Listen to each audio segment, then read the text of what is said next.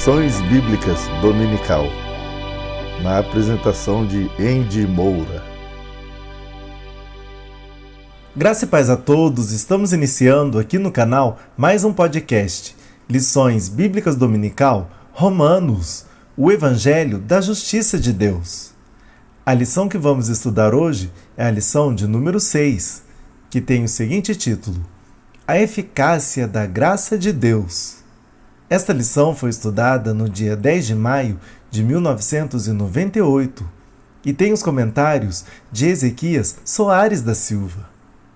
Mas, antes da gente iniciar o estudo de hoje, queremos fazer como sempre, te convidar, se você está aqui pela primeira vez, a se inscrever no nosso canal e acionar o sininho em todas as notificações, porque desta forma você será notificado e verá tudo em primeira mão quando colocarmos um conteúdo novo no ar. Deixe o seu gostei, porque fazendo assim, você nos ajudará a espalhar esse conteúdo para mais pessoas. E compartilhe o link deste vídeo com seus amigos e conhecidos nas suas redes sociais. Tendo feito isso, vamos iniciar a aula de hoje. Então eu te convido a pegar um lápis, um papel e uma caneta, para que você possa anotar pontos importantes desse estudo. E o texto áureo diz assim: Portanto, se já ressuscitastes com Cristo, buscai as coisas que são de cima, onde Cristo está assentado à destra de Deus. Colossenses capítulo 3 e o primeiro versículo. Verdade prática. Não devemos abusar da infinita bondade de Deus, mediante a desculpa de que quanto maior o pecado, maior será a graça divina. A leitura bíblica em classe se encontra no livro de Romanos, no capítulo 6, do primeiro versículo até o versículo 14, que diz assim: Que diremos, pois?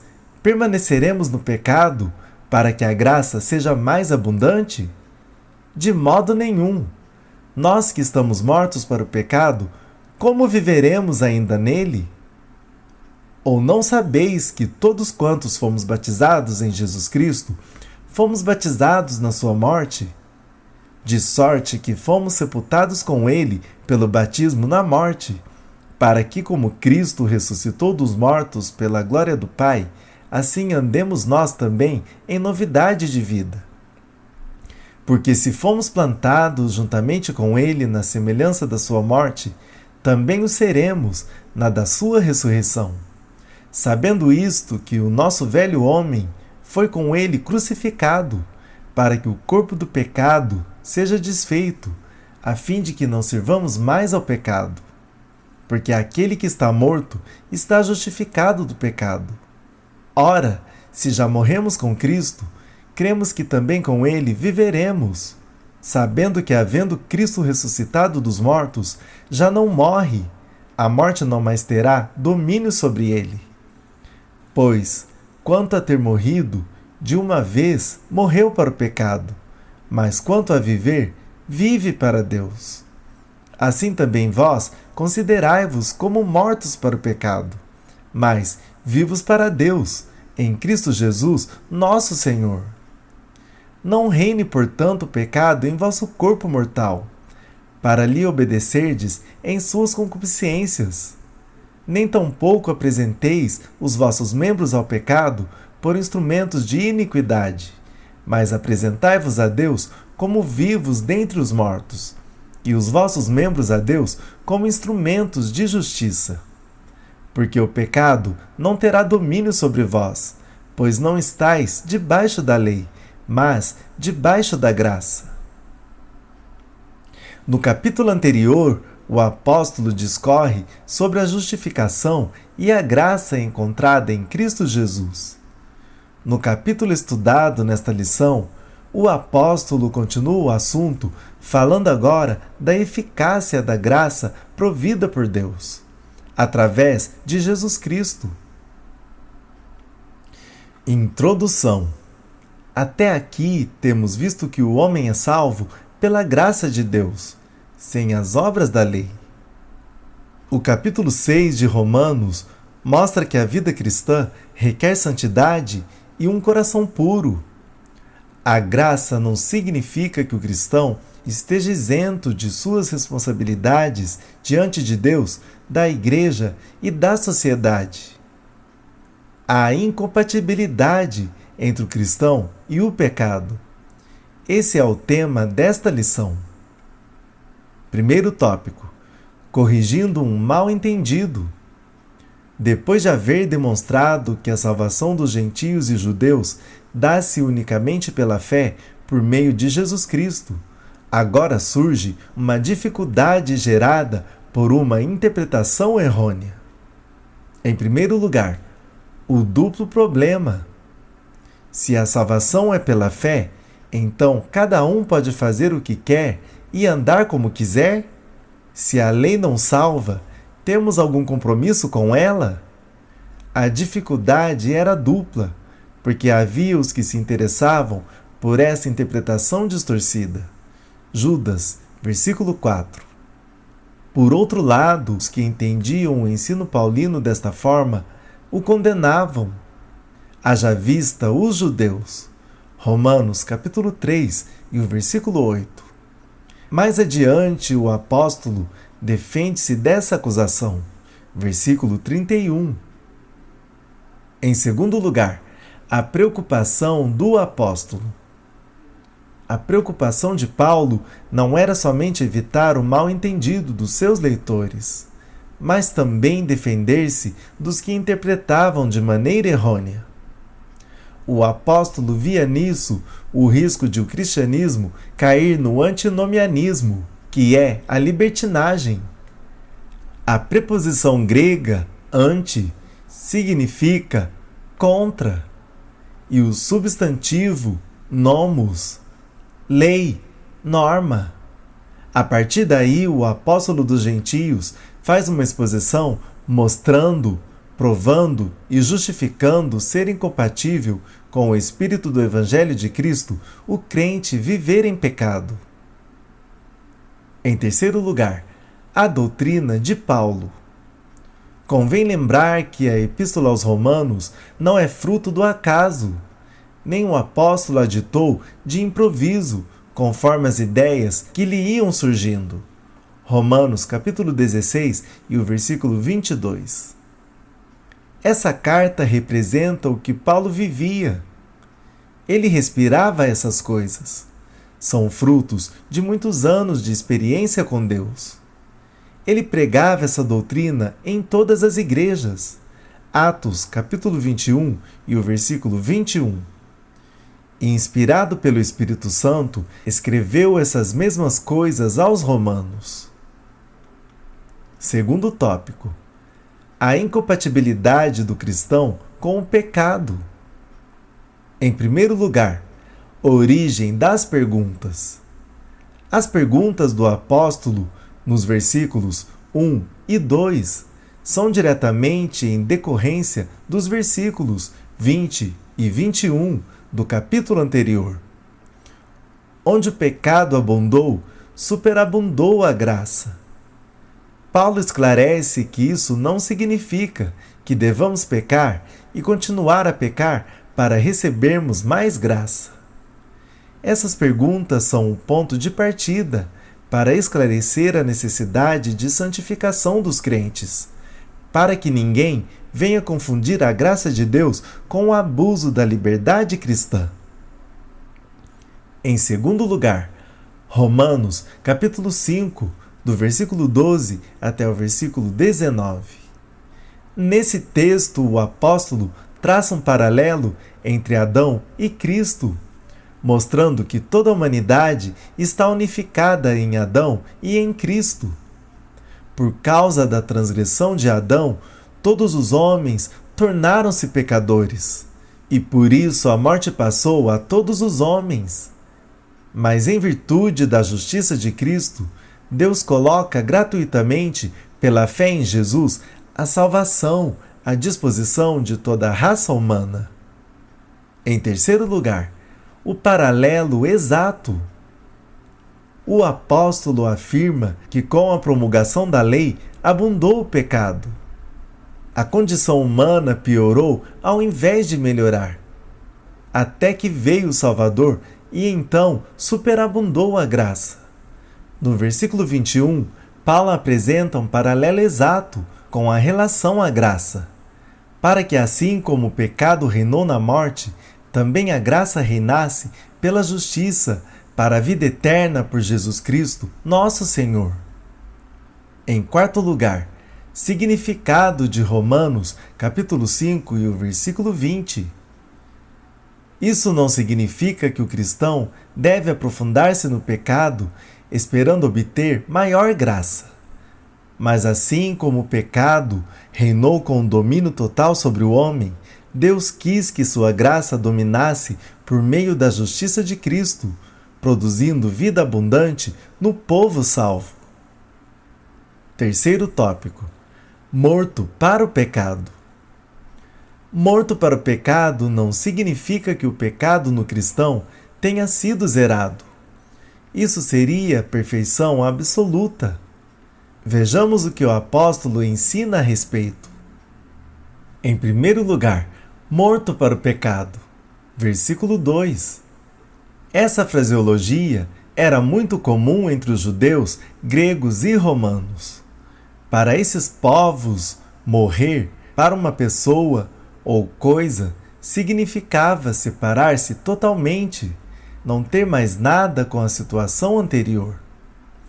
Isso significa que o novo nascimento é o divisor de águas entre o velho homem e a nova vida em Cristo. Não temos mais nada com o mundo. Agora vivemos para Cristo. Colossenses capítulo 3, do versículo 3 até o versículo 5. Como pode alguém estar morto para o pecado e, ao mesmo tempo, continuar a viver nele? Não é possível o cristão viver do mesmo modo que vivia antes de conhecer Jesus. Em segundo lugar, o velho homem crucificado. Versículo 6, a parte A. Não confundir com Gálatas capítulo 5 e o versículo 24. E os que são de Cristo crucificaram a carne com as suas paixões e concupiscências. Pois no versículo 6, o apóstolo fala de algo que já nos aconteceu, enquanto que em Gálatas ele fala de algo que acontece com todos os que são crucificados com Cristo. A primeira, versículo 6, a parte A, fala de morte definitiva, legal, cravado, abolido legalmente. E é algo passado, enquanto que a segunda diz respeito à morte moral, que é contínua, repetitiva.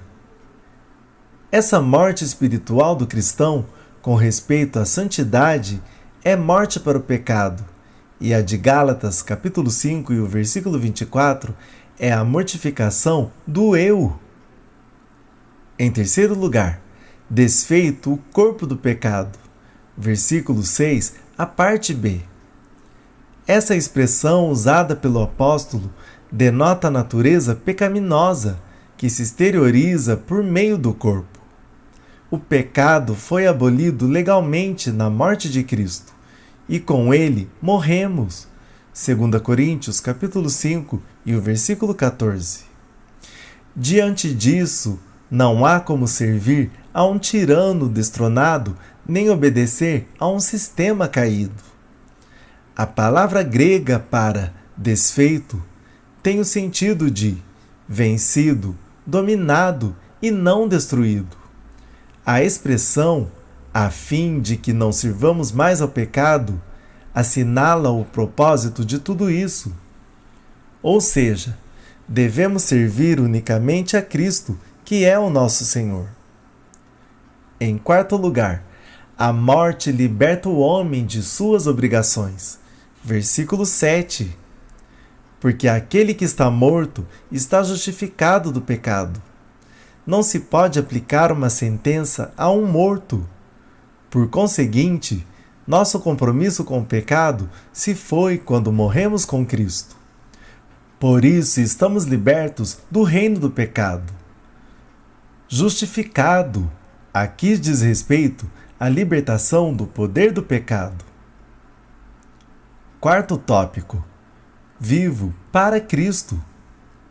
Em primeiro lugar, a ilustração do batismo, versículos 4 e 5. Paulo ilustra essa situação na prática do batismo, pois os cristãos de então tinham essa experiência. Mateus, capítulo 28 e o versículo 19. Atos, capítulo 2 e o versículo 38. Era, portanto, fácil compreender a ilustração do batismo. Essa passagem mostra com muita clareza que o batismo é por imersão, como o próprio verbo grego baptizo sugere: mergulhar, imergir, o oposto de aspergir. Em segundo lugar, nossa identidade com Cristo, versículos de 8 a 11. Leia mais uma vez os versículos 4 e o 5 e veja a analogia que o apóstolo faz. Sepultados com ele pelo batismo na morte, significa que estamos identificados com Cristo na sua morte. Da mesma maneira, fomos ressuscitados com ele na sua ressurreição. Versículos 9 e o 10. Diante disso, vem a conclusão: considerai-vos como mortos para o pecado, mas vivos para Deus em Cristo Jesus, nosso Senhor. Versículo 11. Em terceiro lugar, santificação. Versículo 11. Vivo para Deus significa viver em santidade. A santificação é um dos aspectos da salvação, bem como a justificação e regeneração. 1 Coríntios, capítulo 6 e o versículo 11. Tito, capítulo 3, do versículo 5 até o versículo 7. O termo original grego, agiasmos, santificação, significa separar do mundo, apartar-se do pecado, consagrar. Em quarto lugar, agora devemos dominar o pecado. Versículos de 12 a 14. A salvação pela graça traz como resultado a santificação. 1 Coríntios, capítulo 6, o versículo 11. Não reine, portanto, o pecado em vosso corpo mortal. Versículo 12. Implica viver em retidão moral, de maneira irrepreensível e inculpável, no meio de uma geração perversa e corrompida. Filipenses, capítulo 2 e o versículo 15. Colossenses, capítulo 1 e o versículo 22. E 1 Tessalonicenses, capítulo 2 e o versículo 10. Conclusão. Ainda hoje há quem interprete erroneamente a doutrina bíblica, pela graça e pela fé, somente da sola gratia, sola fide. Essa doutrina, porém, mostra que não somos servos da lei, mas servos voluntários de Cristo. Somos livres do pecado, para servir a justiça de Deus. Romanos capítulo 6 e o versículo 18. A salvação pela graça não nos exime de compromissos com Deus, com a palavra e com a igreja.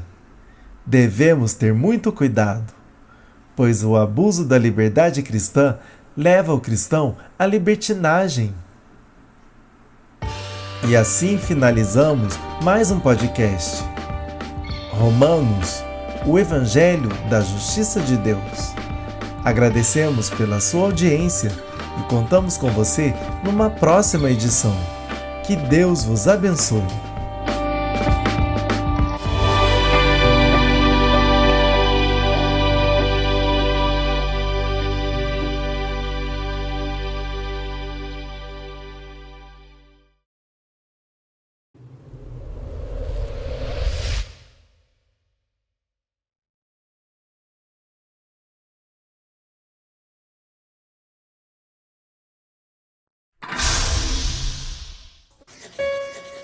Filhinhos, o fim está aí. Como já ouvimos, o anticristo está prestes a surgir. e muitos como ele estão surgindo.